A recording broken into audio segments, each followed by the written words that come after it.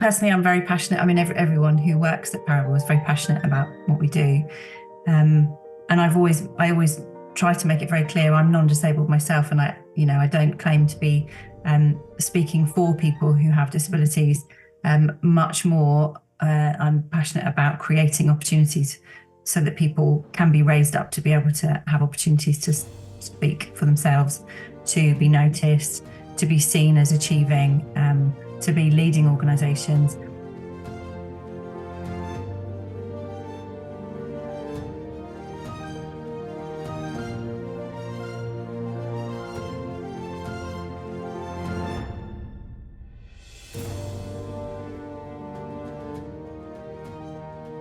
Hi, Natasha. Hi, nice to meet you.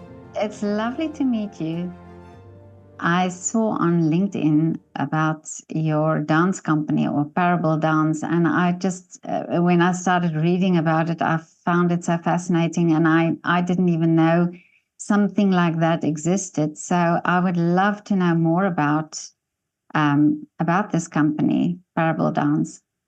About Parable. So yeah, Parable, my colleague Erica and I started in 2019, which was difficult timing, obviously pre-pandemic.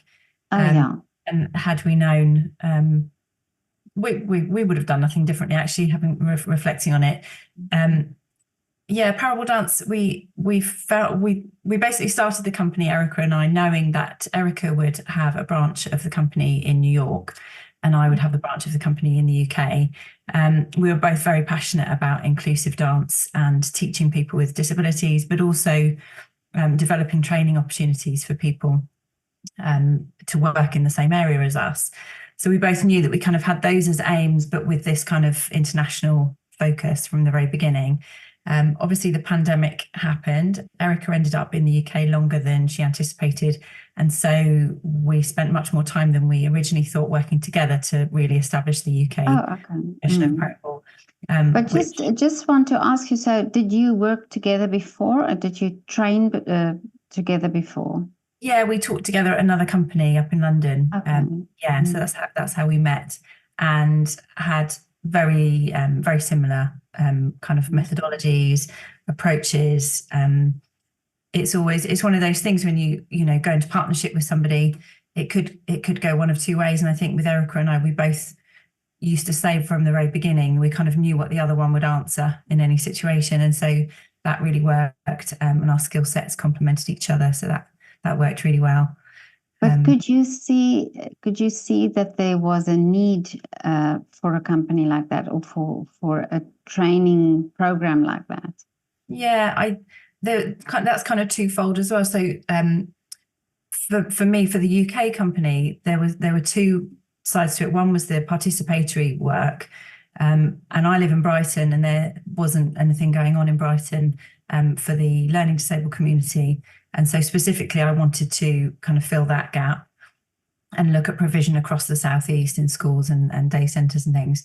And then the other part of the work that we do is all the education and training work, which is kind of UK wide. And there were quite a few gaps that we could see in provision.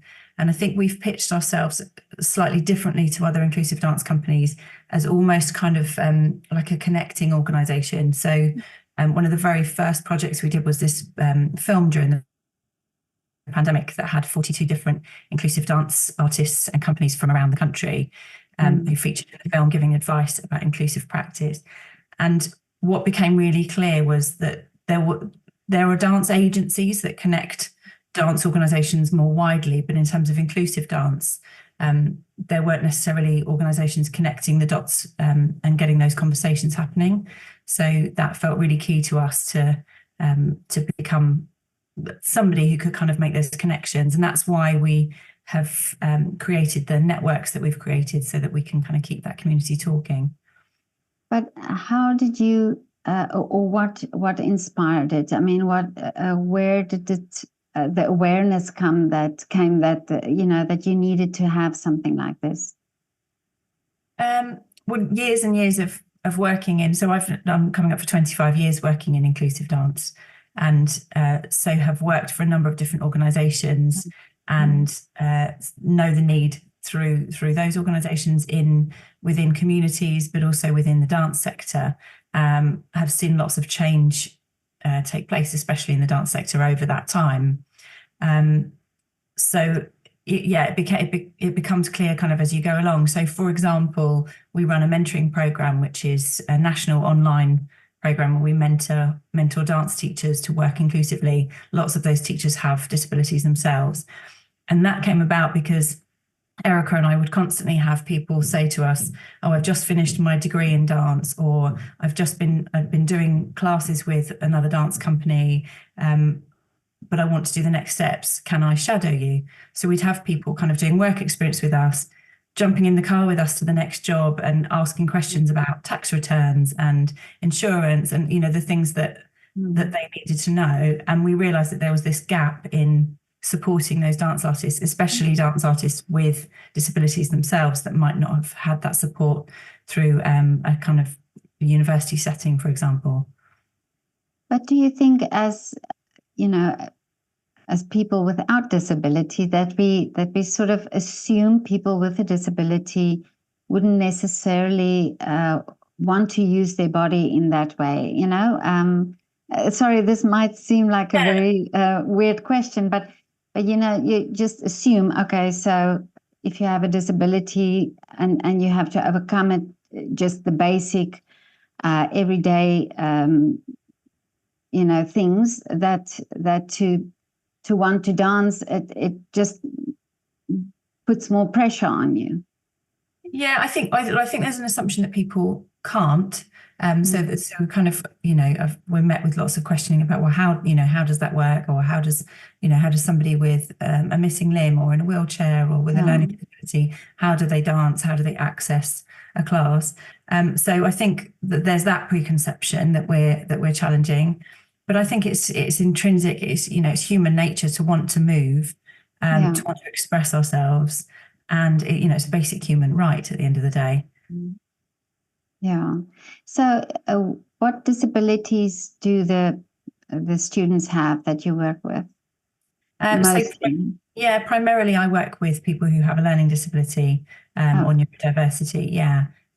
So in our weekly writing classes, we have youth and adult classes, and then we do a lot of outreach in the community, and that's mainly with the learning disabled community. Okay. And can you see advantages for people with learning disabilities that dancing really can make a change in their lives? Yeah, absolutely. And it depends on the kind of the level and the person that you're working with. I work with some dancers who have a learning disability who are now working with me as teachers, who have kind of achieved stepping stones to dance as a career. So in that sense, I'm seeing great achievements.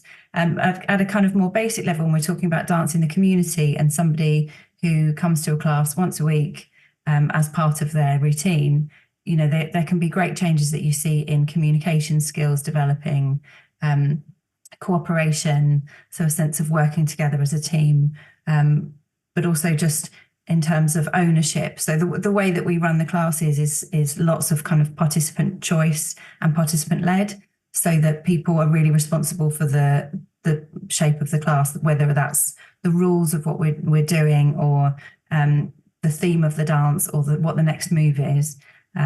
Everything really comes from the dancers. And so kind of finding your voice and having an opportunity to be heard and be seen is really, really valuable and really increases confidence. And do you have to really understand every disability to be able to know, okay, so this is how I have to work around this person or this disability? I think you have to understand the person rather than the disability. I think everybody's unique, and one person with a particular disability compared to somebody else with the same disability can be completely different in terms of their needs, obviously their personality.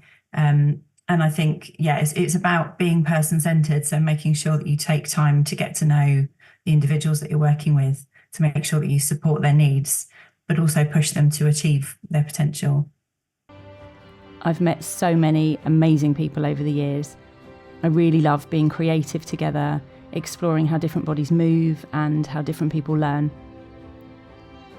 And it's always felt really important to me to support the next generation of dance leaders, especially dancers with disabilities, because there aren't as many stepping stones for them to succeed in dance.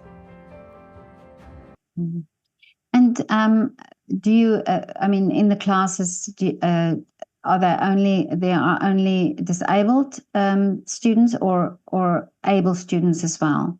Is it mixed classes? Yeah, that depends on the setting. So our weekly classes, the youth group is mixed. So we have dancers with learning disabilities and neurodiversity, and then we have some youth volunteers in the class who are non-disabled. And then the adult group is everyone at the moment has a learning disability or neurodiversity. So that's in that setting.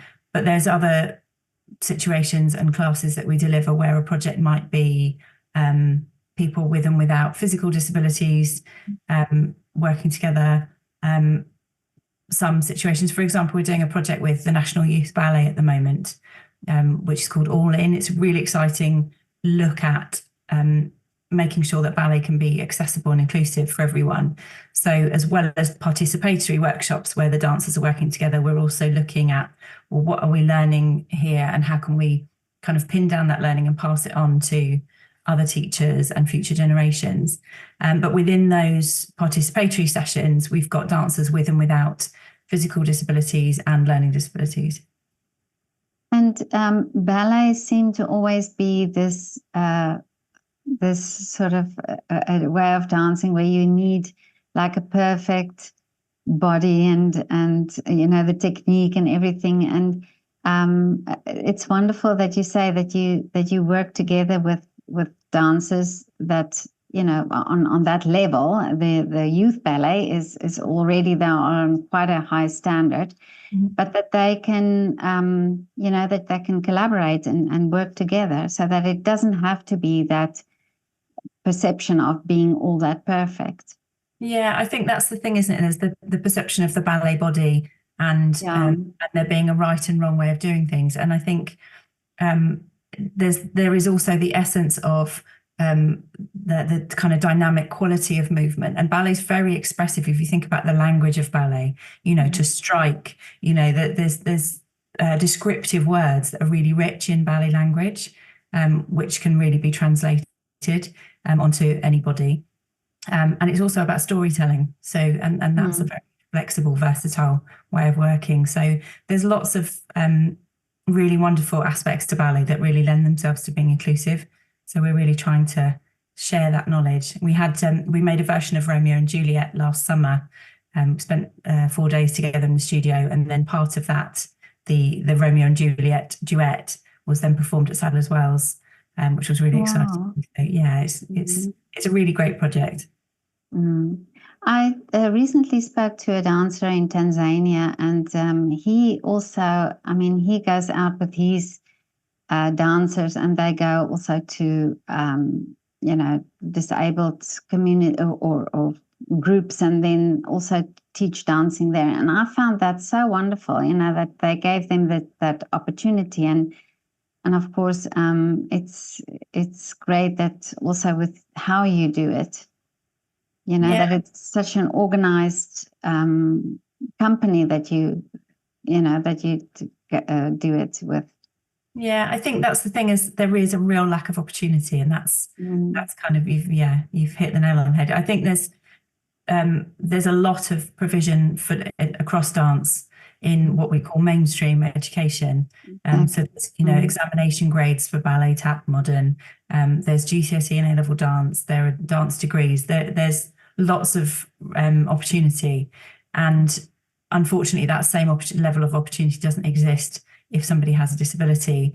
It might exist for part of that training, and then they come up against a barrier where they've reached a certain level, and an examination board might not make an allowance for assessing them in a different way, for example. So it's really important that we're opening up opportunities where we can, and not just us as an organisation, but supporting other teachers and other organisations to develop their practice so that they can create more opportunities for everyone.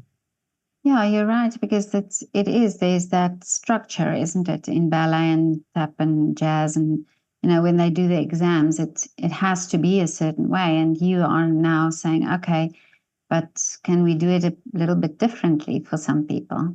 Yeah, yeah. And we're working a lot. So Erica and I have done a lot of consultancy work with different organisations. So the ICD, which is one of the biggest examination bodies, All England Dance, who run the festivals across the country, and looking at the kind of across the structure of an organisation. So not just the teachers hands-on in a room, but what's the messaging that's going out to families and the public. How is an event run?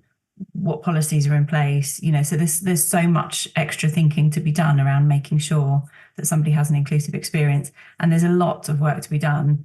But it's really nice to know, especially like the ICD are wonderful. They're really trying to look at how they can embed inclusion across their training as they go forward. Which, given that they are a historic organisation, for years they've been running, but so more organisations like that taking the lead with inclusion across everything would be really great to see in the future. Well, I was just going to ask you, how open are these historical companies, or these programs? How open are they? And you say that they are quite open to, probably because you have the proof. You have already the proof to show what you have been doing. Yeah, I think they're becoming, like, it's a generalization, but organizations are becoming more open. And I think they're having to. So there's an element of having to respond to a need. If you think about education in the UK, quite often in a mainstream school, there'll be a lot of SEN, so special educational need children. And that's kind of more the case now, that as often as possible, children who have an educational need are hopefully given a place in a mainstream school because of the rich kind of support network and everything they can gain within that setting. That means that teachers are then faced with, okay, well, how do I meet that child's needs within this class? And then the same thing is happening outside within the community. I'm meeting more ballet teachers, modern dance teachers who are saying to me, I've got a young girl who has Down syndrome, or I've got somebody who come to my class who uses a frame. And that's not necessarily something that I would have encountered so much, I think, kind of near the beginning of my career. So people are needing to respond to that and adapt what they're doing, figure out methods within their class to make sure they're including everyone in ways that they weren't maybe having to do quite so much before. And it's wonderful that the opportunities are, like you say, it's small opportunities, but they are there, because I think for somebody with a disability also, it's very brave to go in and to say, okay, so I want to try as well. And although it's not for them as easy as it is for an able-bodied person. I think that's the difficulty, isn't it? That they shouldn't have to be brave. Yeah. Society should be prepared to meet people's needs. Too often I speak to dancers who have gone into a class and they're kind of left to their own devices to make their own versions of things. Where if a teacher had the skills to support them to make adaptations, or had some kind of more inclusive strategies for how they approach things, they wouldn't have had that experience. So I think that can be really challenging, and that obviously can be really off-putting for people to not want to go in the room in the first place. Yeah, that's true. It should be just normal every day, to be able to do that. Yeah. But tell me, Natasha, how did your dancing career start?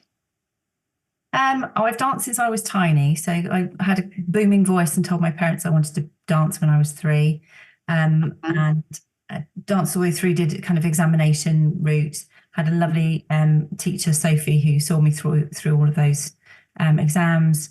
Had an inspiring A-level dance teacher who introduced me to inclusive practice. So that was my first kind of taster. She took me along to volunteer in a project. Oh, wow. which I really enjoyed. Yeah. And then I went on to Trinity But Laban. did you have an interest before in inclusive dance? No, No, didn't know? I didn't know it was a thing. I didn't know, it existed. It was a project she was doing with a local special school. I took part in their winter production. I went off to Trinity Laban to do my degree. And when it came to writing my dissertation, that was what sprung to mind. I thought, okay, I want to know more about this. That's an opportunity to research. And so I spent time following Canduco Dance Company and wrote about them. And through kind of harassing them so much and spending time with them, they ended up giving me work. So I worked with them for about 4 years with their youth company on their education program. And started setting up my own inclusive dance workshops in special schools and also trying to connect. I was working a lot in teaching GCSE and A-level dance back then. And so I was connecting the special schools I was working with the mainstream schools I was working with, so that I could try and create this kind of more inclusive environment. And that was really exciting. That was kind of my first few years. But yeah, I'm kind of 25 years on, and I think I taught kind of GCSE, A-level, mainstream dance for about the first 8 years of my career. And then it became really clear to me that actually inclusive practice was what I wanted to do full time. And that kind of took over. Yeah. Amazing. Wow. And that it's that one teacher who inspired you. Yes. Yeah. She's not with us sadly anymore. She was an absolutely wonderful woman, really fearless. And it was her who also inspired me to train at Trinity Laban. I remember her saying, just go and audition, just do it. Really? I was like, okay. and I think, I was quite timid back then. And I think, she had a resilience that really helped me through, I think. And what are the challenges for you in your company to, to really do what you want to do? Money. Okay. Money is a big one. So we're a community interest company, so we rely solely on grants and donations. So fundraising is constantly difficult, and the funds that we do raise, it tends to be for projects specifically. So it's quite hard to fundraise for core costs. So obviously I'm working full time. We have a general manager, Millie, who's 2 days a week. So covering our roles can be challenging. I guess then the kind of alongside that, it's about kind of constant advocacy and, kind of not being in fight mode. That's a bit extreme, but kind of always kind of being ready to champion the work that we're doing and the people that we're working with. So I guess, they would be the two main things. So you have to wear many hats. I mean, you have to really do a lot of different things then. Yes, I'm fundraiser, I'm artistic director, I'm teacher, I'm marketing. Oh, really? Yeah, so we're a tiny company, but we do have really big vision, and we run a lot of projects. I do get people asking quite frequently about the capacity of our team, kind of assuming that we're much bigger than we are.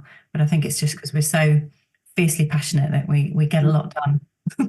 on not a lot. And you hear constantly about, you're talking about money now, but constantly you hear about the government taking away funding even for schools, for so is that how do you work around that? Because then you also have to sort of convince the government that what you are doing is so worthwhile. Yeah, it's really challenging. And I think post-pandemic, especially, there was a real cut in the arts and it focused back on kind of the core subjects as they were seen, which is really frustrating because the benefits of the arts are huge, and everyone knows about the benefits of the arts, and without them, it's our very being, isn't it? It's about being human. And I think that has definitely had an impact. But I guess in terms of what we do, our work is outside of the education system, outside of government funding. Although that does have an impact, kind of more widely on the pots of money that are available to people. And do you see more collaborations with other companies and other able dancers? Yeah, so we are all about collaboration.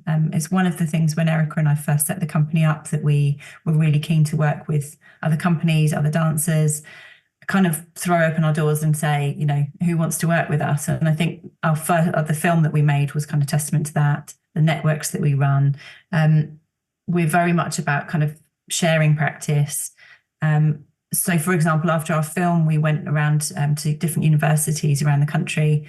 And kind of the key focus of that was to create networks in little hubs so that a university might connect with somebody that we're making an introduction to so that they can carry on the work. So rather than us kind of thinking, let's monopolize the inclusive dance industry, it's much more about who can we introduce so that things can develop. So I think in terms of future collaborations, there's lots in the pipeline. And obviously our partnership with National Youth Ballet will continue, hopefully for years to come. We have a great partnership with Southeast Dance who support our classes.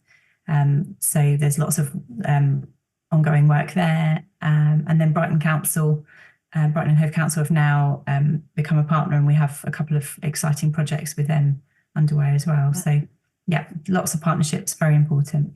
And you teach teachers as well. So you teach how to teach then as well. Yeah. So lots of professional development workshops, whether that's through the National Youth Ballet project that we're doing or separately. So I work lots. I'll go into special schools. I taught a session, for example, at the Place in London, and look at kind of imparting some skills that people can apply within their teaching. I think a lot of people have the tools ready, and often people are doing some of the stuff, and it's about kind of going, okay, which things really work to make an environment more inclusive, and building teachers' confidence in those. And do you specifically focus on, say, the advantages, or is it just you want these children, or you want these young dancers to just enjoy, or do you see an outcome for them? Both. I think dance is enjoyable, it's healthy, it's a form of expression. So there's those outcomes, but there's also the possibility that dance could become a career for somebody. So a lot of the work that we do is about supporting dancers with disabilities to progress their career pathways. So we have a network for emerging inclusive dancers that we run every 2 months. The mentoring program that I mentioned online is most specifically for people who have disabilities themselves, who want to be teachers. Within our weekly classes, we recognise talent within the adult group and mentor them to become dance artists with us and go and teach out within the community. So lots of opportunities to push the skills of people with disabilities to be able to become dance practitioners themselves. I think that's really, really important. Yeah, that's amazing. And what are the ages that you teach? In our weekly classes, it starts age 10, so 10 to 18 and then 19 plus. And we're hoping in the new year to start a new junior class, which will be 5 to 9. And then within the community, any age. So, we could be working in a school, or we could be working with an adult community group. Really, really, really varied. Wow. I mean, you're doing incredible work. I cannot even begin to think how you manage everything, and how you also advocate for it, that people are more aware. Personally, I'm very passionate. I mean, everyone who works at Parable is very passionate about what we do. And I always try to make it very clear I'm non-disabled myself, and I don't claim to be speaking for people who have disabilities. Much more, I'm passionate about creating opportunities so that people can be raised up to be able to have opportunities to speak for themselves, to be noticed, to be seen as achieving, to be leading organisations. I think it became very clear when Erica and I were creating our film that there are lots of really great inclusive dance companies running, but most of them are run by non-disabled, middle-aged white women. And that's not okay. So it's about kind of challenging who is at the table and making sure that we give them a seat, basically. Wonderful. But tell me, what are the wishes? What would you like to see happening now? I guess there's kind of two sides to that answer. One is for Parable and one is for kind of the wider community. For the company, continuing to fund and deliver the projects that we're delivering, because I can see the value and the importance of them to the people that we're working with. And we're about to launch actually a new resource for the entire dance community, which is an inclusive dance directory, which will connect the community across all the networks. Excuse me. And then in terms of kind of more widely, just continuing to challenge people's preconceptions, but really trying to get organisations to embed change, to drive forward change, because it's a lot of work. It's not a tick box exercise. It needs to be a lot of time spent to make changes. I hope to see individual dance teachers taking responsibility for their own development and know that they need to upskill in order to be able to be as inclusive as they can. So yeah, it's kind of wider views of society, as well as kind of dreams for the future for our company. Well, I mean, I read what you did, but now after speaking to you, I'm just so impressed with everything. It's and also more aware, because I think it is really a fact of being aware of what is possible, in this type of work.